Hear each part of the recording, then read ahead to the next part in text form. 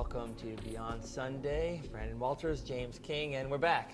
Here we are. Had a little hiatus there. Yeah. I had lost my voice, and I noticed although I know that might make a better interview, I didn't want to write on whiteboard.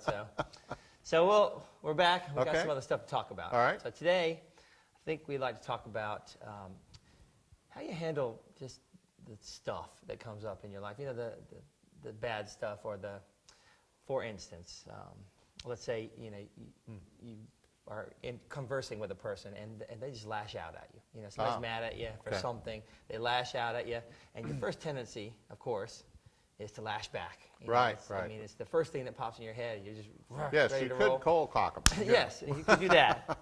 But even so, you just a ton of negative stuff and Right, yeah. hurtful things come up, but that's really not a very good response. So, how do we go from that into a much more, spiritual or loving place? Yeah. Before we make that response.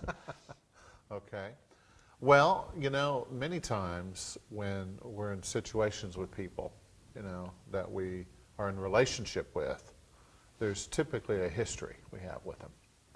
And so we have learned how to act with them whenever we're around them, and we enter into like a particular conversational style, you know, and way that we are whenever we're around them. Many times it's the perpetrator victim kind of a thing.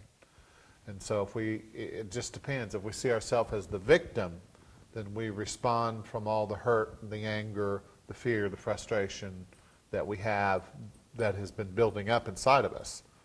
And whenever we feel that we have been unjustly treated. Mm-hmm. And so we come from that place. And so on the spiritual path, as we learn how to deal with those energies within ourselves, what we want to do is learn how to respond rather than react. And there's a big difference. And it's the idea of the word responsibility. You could say the ability to respond. Okay? Reaction is where this drama has taken place before, and I've set this pattern up, and so when this happens, I'm going to act in the same way. I'm going to react over and over again in this same pattern. See? Mm-hmm. So the way to stop that is basically somebody has to yell, "Cut!" You know, cut. You know, you have to catch yourself in the middle of it, or find a way to stop, okay, what you're saying and doing, and then go back within, and then just, you know, I like to just breathe deeply sometimes, you know, because that seems to release the energy, you know, really, really easily. It's something that anybody can do. It's just to take, when you're in a heated situation where somebody's attacking you or provoking you, in that moment, if you can just take in a deep breath, and what that does is it causes your mind to shift from the beta anxious state down into a more relaxed, alert state.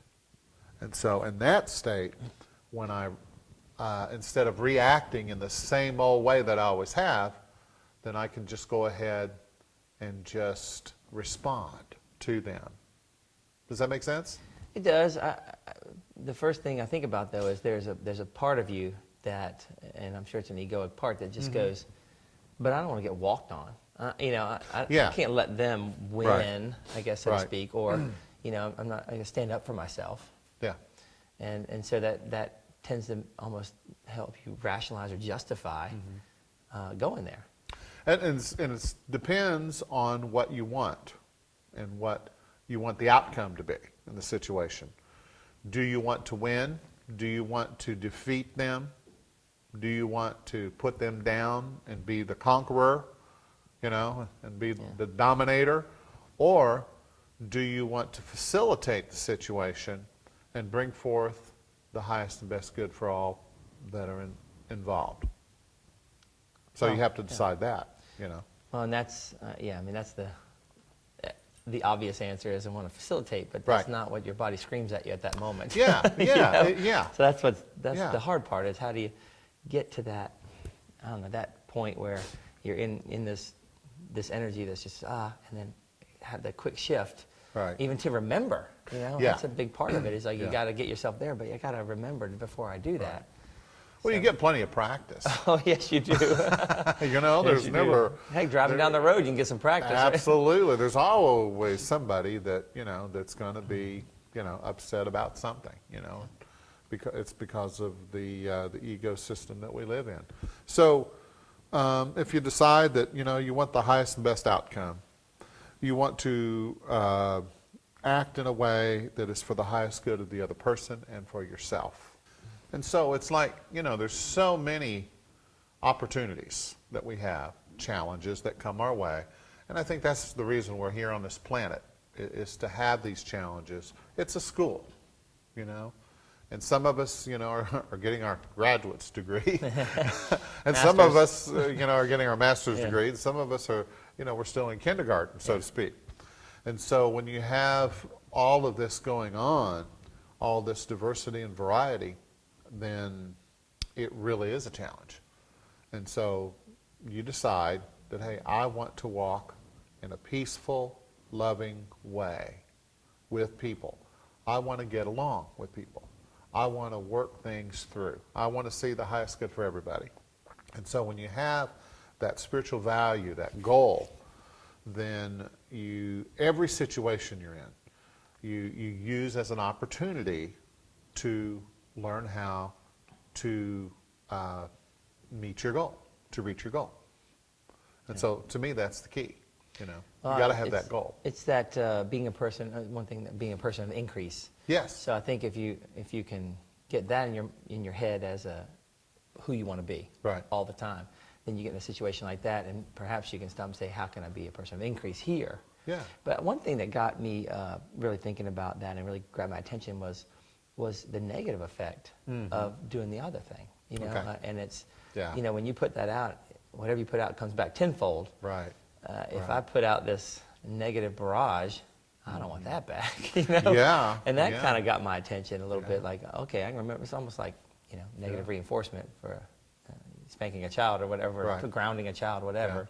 It's almost like that. It's like I just don't want that so much that I can remember. You Right. know. So is that something that you think about it much, or? Oh, absolutely. When I first started in the ministry, I would be involved with different churches. And I was involved with one church, and we were growing, and things were changing and so forth. And we would always have one or two or three people who would come in who would be gossipers, okay? And they always had a pet peeve. They always had an agenda. They always had their hobby horse, Hey, welcome to church. Well, welcome I don't know to any life. church. Oh, yeah, that's true. Well, I don't know any church. and family and whatever, and Businesses, nations, yeah. it's all the same. And so we got to the point to where finally that person would just get fed up and they would leave, and we'd all breathe a sigh of relief. And then we'd go on and we'd have some new people show up, and we'd introduce ourselves, and guess what? They were even more Yeah. like the last one, but more. And after a while we realized that if we didn't learn how to deal with people like that, they were constantly going to affect us. And what you have to do is you have to learn how to take yourself out of that energy field, okay, that they have created around themselves, and not to buy into their stuff. See, everybody's selling, but you don't have to buy, right? Yeah. So, but if you buy it, then guess what? You own it. So they can present their case, and you can buy into it and jump into it, into the fray, and begin, or you can just pull back your energy and just observe it and just watch and just listen, and then speak from that centered place, speak from the highest good, that place of compassion. And what I've discovered is that most people, they just want to be heard, The people that are gossiping, they learn to do that because that is how they have learned to get attention. and that attention is what they interpret as love, see? So I had one lady one time who was really upset with me, and I didn't even know why. And this was years ago, wasn't this church. And she was saying that something that I had ignored, and that I didn't do something that she thought I should be doing, et cetera, et cetera. I don't remember the whole story, but I do remember her name was Claudia, and she was. Why don't you just give us her last name too? Come on. Well, she doesn't And her live email around address. here. She lives way out there somewhere. Anyway, very nice lady, but she just had a problem with me that day, and so she spoke up really loudly and vehemently, and inside me rose this defensiveness. I could feel it rising inside me. Well, I didn't. Well, that's I what it didn't is. do that. Yeah. I didn't act that. I didn't say that. And then that defensiveness turned into anger, and then I needed to defend myself, and I could feel this energy in my body, this reactive energy. And then I just took a breath, and I just reached out and I hugged her, and I said, I love you, and I would never do anything to hurt you. And she collapsed into my arms, okay? And I always remember that, because I had a choice. And do you know that after that, she never once ever brought that up again? Whatever it was, because she was heard. Yeah. She really was needing attention. Right. She really was seeking love. And that's what the Course in Miracles said, that every form of attack is really a cry for love. And that's what people really want, is the reason they want attention is because they have a need for acceptance and for to be cared for, to be nurtured. And so if we can give that to people, if we can facilitate that, then I think that we're doing what we're supposed to do while we're here. Well, I mean, I love that, because that's how you deal with people. Let's talk about, let's say, finances. Okay. Let's say it's a Pull one out of non, the air. yeah, it's All right. not a living being here. Yes. We're talking about a situation here. Right. And so bills are staring you in the face, and Right. the money's not there, and you just want to freak out and negative and fear and everything else. Right, sure. So now what? Yeah, yeah. Well, it's the same thing. You either you choose to believe that what's going on that can work for your highest good, that anything can work for your highest good. You see? Anything can work for my highest good, and the energy can turn on a dime just like that, just like that. And sometimes if the energy isn't moving in the direction that a person wants it to go, then sometimes you move the energy. You make a decision and you say, okay, this is what I'm going to do. This is the direction I'm going into now, And you use whatever resources you have, whatever opportunities that are there. But if something's not happening, then you step out. It's like Peter stepping out of the boat to walk on the water. You just get out of the boat and you start walking on the water, so to speak. You begin to move toward the solution, which in the Bible story, Jesus was out on the water and Peter was in the boat, and Jesus was out there walking on the water, and Peter said, "Hey, let me come out there." Jesus said, "All right, come on." And so he gets out of the boat and he starts walking across the water, and then he looks down, and then the waves, and everything begin to, he gets caught up in that and he starts to sink, and so that Jesus reaches out and pulls him up and puts him back in the boat. So it's just the idea that sometimes you have to move the energy. If the energy's not moving you, you move the energy, because something is stuck many times in people's lives. And sometimes, if something doesn't move after a period of time, then it could be a karmic thing that has to be worked out, that has to be reconciled. Well, it seems like sometimes you can try too hard. There you go. And, yeah. And yeah. so it's almost like Yeah. I need to stop doing so much and, Right. and allow or relax or, Okay. so how does Yeah. that come into play? Yeah. We're talking about Well, that's do something, move the energy, or don't do something because you're doing too much, well, that's where, it hurts. Yeah. You learn how to dance on the dime, Yeah. No, it's the zero resting balanced point. Okay? You always want to be in that place, that centered place of rest and balance. And sometimes that's hard when things, aren't going a person's way. It's hard to do that. But you do the best you can. And then you just turn the rest of it over. You do have to surrender to what is. And you say, okay, what is going on right now? What needs to happen? What power do I have?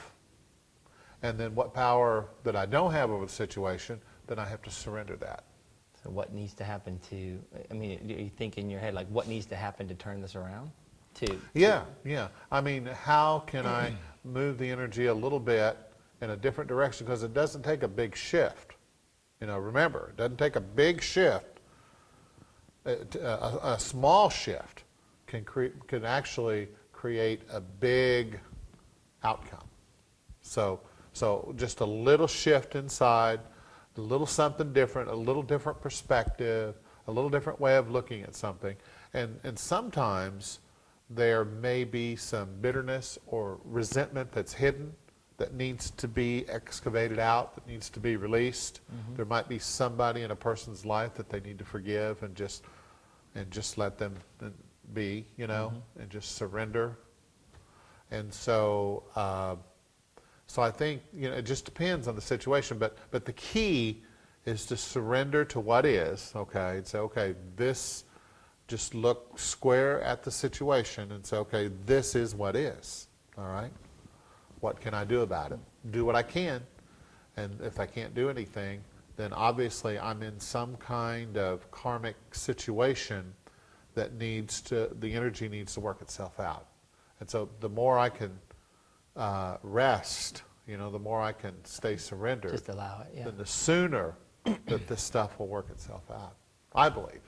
Well, that makes sense. You could take that and apply it to the person lashing out at you. Right, It's like, right. okay, this is what it is. Yeah. Let me just relax and allow this and come from a different place. And that seems like it works for everything in that. Sure. In that perception. Yeah. Well, that's good info. Yeah, but the bottom line. Okay, do you want a bottom line? I would love a bottom line. The bottom line. We need some supers. Bottom line. The bottom line is that whatever is going on, you want to put a positive twist on it. This is working for my highest good. Yeah. You always say that. This is working for my highest good, whatever it is.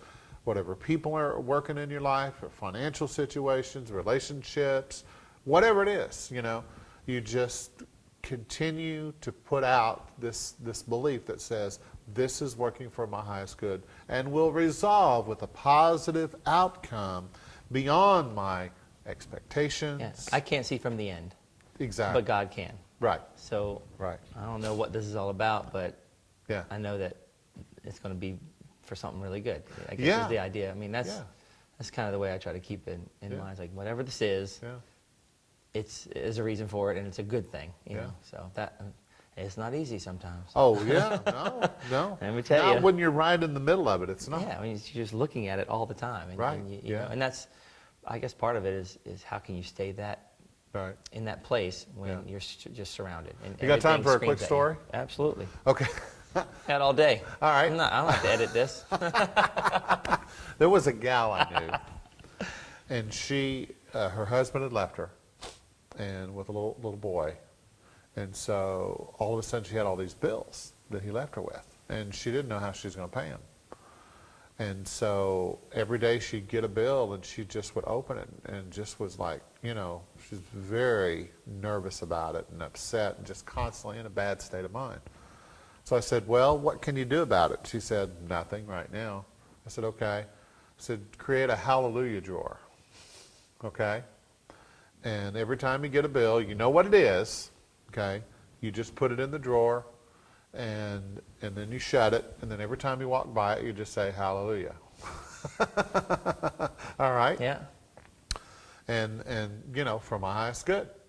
And so she started doing that, and she said, I don't know how, but somehow the money began to come in, and I would just take a bill out and pay it. Just, I'd pay this other one, just pay this other one, and somehow it seemed to work, So that's a good story. Yeah, I mean, I love that that. really worked for this lady. So That's the easy thing to do. yeah, It's almost like blessing the bill, or yeah, saying, yeah, I'm ready for a miracle. exactly. Whatever. Yeah. Good story. All Thank right. you. Good help today. Thanks, sir. It's good information. Appreciate it. Thanks for watching. And we'll be back hopefully next week, as long as I can keep my voice. Okay. And maybe even if not. We'll be back with James. We'll get some more information. Thanks for watching. Thanks.